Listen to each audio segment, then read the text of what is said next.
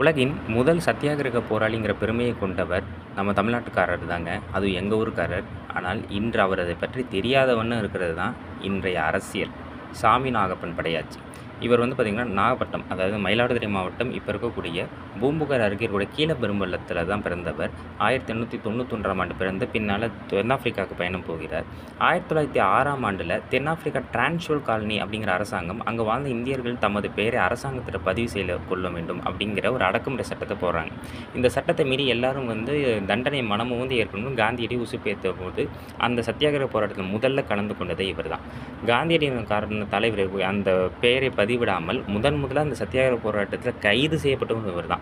ரொம்ப சித்திரவதைகள்லாம் அனுபவித்து பின்னால் பார்த்திங்கன்னா 1909 ஜூலை 6ஆம் தேதி தன்னுடைய 18 வயதிலே தன்னோட உயிரை நீத்தார்.